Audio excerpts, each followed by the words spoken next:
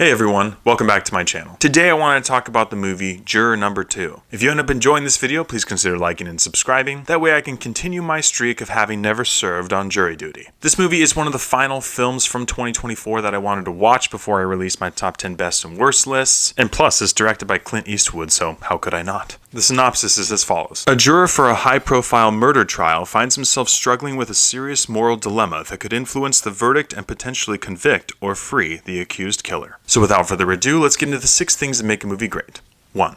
The plot. This movie centers around the character of Justin, played by Nicholas Hoult, as he gets asked to take part in jury duty. Now, he has a very pregnant wife, Allison, so he's not too keen to be on the trial, but he is selected and confirmed to be a juror. During this process of hearing about the case, he finds out that he actually has a lot more to do with it than he originally thought. And so over the course of the film, he wrestles with the knowledge that he has, how much to share, and what that will mean for him and his family. Listen, I'm a sucker for a courtroom drama, but I thought the concept for this movie was brilliant. Especially with the way that they set up the plot and then reveal it. It was just masterfully done. You find out pretty early why Justin is so close to this case, but that doesn't take away from the suspense and the drama that are a result of finding that out. The tension carries throughout the entire film, up until the final frame of the movie. So for me, plot gets a thumbs up. 2 is family friendliness. Juror number 2 is rated PG-13. There's a mild bit of profanity, a couple disturbing moments, and a couple really gritty and grisly images of what happened during the crime. I think those moments are only shown 2 or 3 times throughout the film, and overall it's pretty tame. So for me, family friendliness gets a 50-50. 3 is acting and script. There were a lot of familiar faces in this film, which was really cool to see. And I have to believe that part of it is because Clint Eastwood was directing this movie and they wanted to be a part of it. Nicholas Hoult did a great job paired with Zoe Dutch as his wife, but you also get to see performances from Toni Collette, Chris Messina, Kiefer Sutherland, Leslie Bibb, and even J.K. Simmons. So there are a lot of veteran actors in here. But the thing is that not all of them have very prominent roles. There were a couple moments of acting that kind of waned a little bit, but for the most part it was very solid. And I thought the script of this movie was great. While the audience is aware of what Justin knows, there's so much tension throughout the entire film. So they did a really good job of handling those moments. So for me, acting and script get a thumbs up. 4 is character development. Once again, we find ourselves in a very story-driven film. Justin is the main character and you find out the most about him throughout the film. But what builds the characters in this movie is that you see them in multiple situations. So you don't just see Justin as a juror, you see him also as the family man. You don't just see Toni Collette as a prosecutor, you also see her with Chris Messina at the bar and occasionally talking about the case. You don't just see Kiefer Sutherland's character as a mentor to Justin, you also see him be a potential lawyer for Justin. So these characters are not just one-dimensional characters, they have layers to them, and that helps develop their characters throughout the entire film.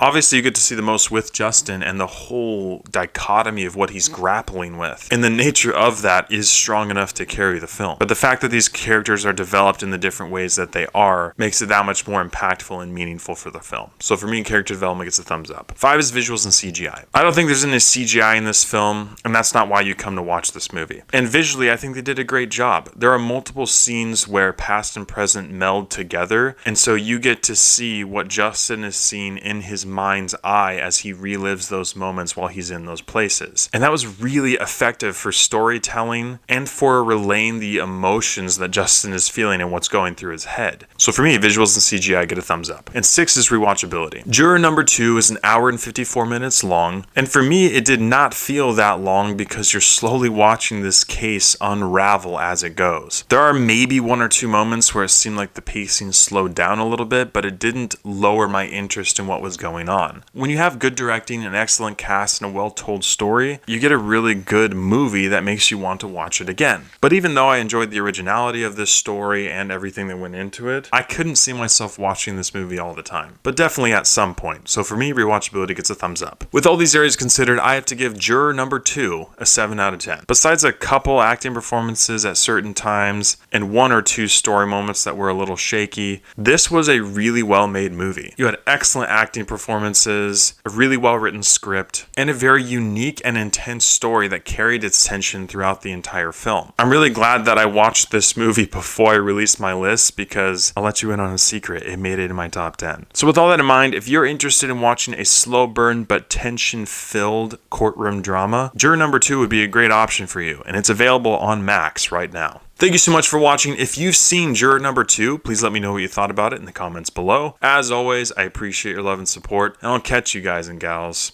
in the next one.